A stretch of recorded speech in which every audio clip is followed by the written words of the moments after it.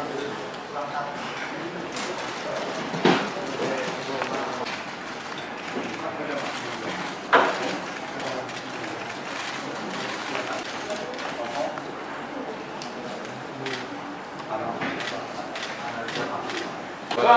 siang, salam sejahtera teman-teman media, wartawan dan pendidikan atas peristiwa tragedi kemanusiaan di Stadion Kanjuruhan. Juga ada tim-tim lain, termasuk tim yang dipimpin oleh Menko Polhukam.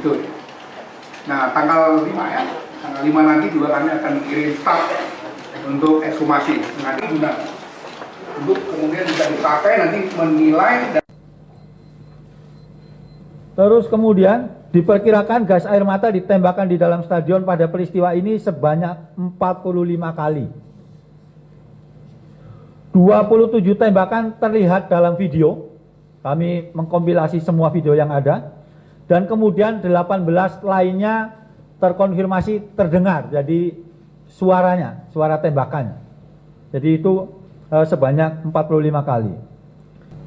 Korban meninggal dunia berjumlah 135 orang, di mana 4 orang diantaranya meninggal dunia setelah dirawat beberapa hari dengan kondisi kritis di Rumah Sakit Umum Daerah Dr. Saiful Anwar, Malang. Sebagian besar korban mengalami gangguan pernapasan dan ditemukan ada memar di paru-paru akibat trauma atau benturan. Selain itu, wajah korban juga terdapat tanda-tanda bekas gas air mata berupa wajah memerah atau membiru dan mata yang merah berair.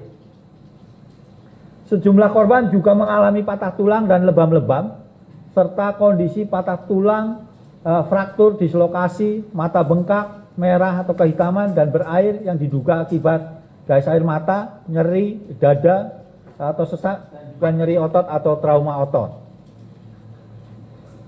Kondisi korban meninggal dunia hampir semuanya dalam kondisi yang sama, gitu ya, yaitu wajah kebiruan, kehitaman, dan bengkak. Selain itu juga ada salah satu korban meninggal yang juga mengalami retak di kepala. Oke, ambil aja terus. Ada kelihatan ada dua.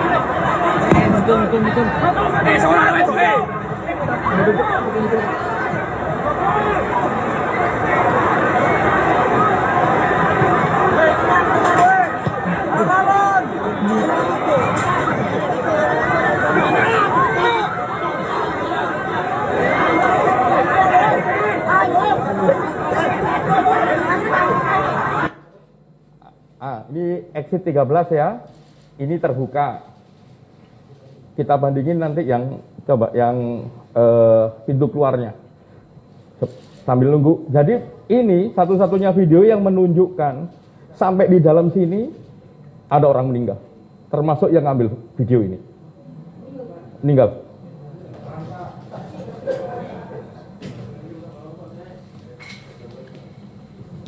Ini pintu 13 ini.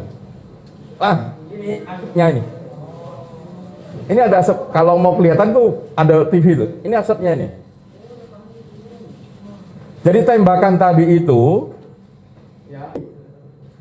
ya pas ditubir. Asap itu karena banyak orang turun ke sini. Nah, asap itu ikut turun sampai dia keluar di pintu ini. Ini pintunya. Makanya kami bilang bahwa gas air mata itu punya dua posisi. Bisa jadi memang secara langsung menyebabkan kematian, tapi harus dibandingkan dengan pendekatan ilmiah yang lain termasuk otopsi, atau dia tidak secara langsung menimbulkan penyebab kematian. Ya karena panik, terus itunya curam kayak begitu dan sebagainya, desek-desekan, mata panas, dada sesak. Terus pintunya juga ada palangnya sehingga macet di situ dan banyak korbannya. Nah, ini rekomendasinya.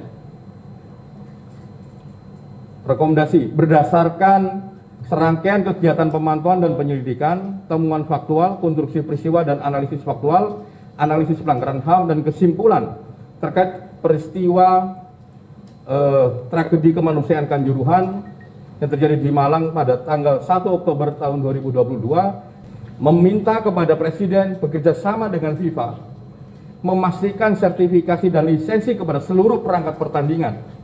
Jika dalam waktu 3 bulan tidak diambil langkah konkret atau dalam waktu secepat-cepatnya tidak ada tindak lanjut, Komnas HAM RI merekomendasikan untuk membukukan aktivitas sepak bola yang dikelola oleh PSSI.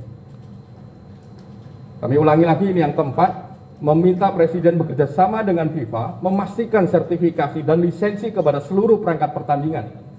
Jika dalam waktu 3 bulan tidak ada langkah konkret atau dalam waktu secepat-cepatnya tidak ada tindak lanjut, maka Komnas HAM merekomendasikan untuk membekukan aktivitas sepak bola yang dikelola oleh PSSI. Ini penting untuk jaminan profesionalitas dan penting untuk tidak berulangan kejadian-kejadian serupa di waktu ke depan. Karena salah satu problem pokoknya adalah tidak ada standarisasi dan kualitas yang sama pada semua perangkat pertandingan. Rekomendasi kedua untuk Kepolisian Republik Indonesia, untuk Pak Kapolri. Yang pertama, meminta kepada aparat penegak hukum untuk menindaklanjuti temuan fakta peristiwa oleh Komnas HAM dalam proses penegakan hukum dan memastikan proses tersebut berjalan imparsial, bebas intervensi, transparan, serta akuntabel berbasis scientific crime investigation. Yang berikutnya, memastikan penegakan hukum yang dijalankan tidak hanya sebatas pelanggaran disiplin atau kode etik, tapi juga dugaan tindak pidana dan tidak hanya terhadap pelaku di lapangan saja, tapi juga semua pihak yang terlibat baik dalam kapasitas bertanggung jawab maupun mereka yang melakukan pembiaran terhadap pelanggaran-pelanggaran aturan yang ada.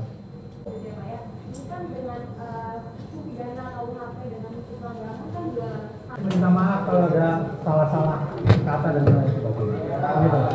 Terima kasih.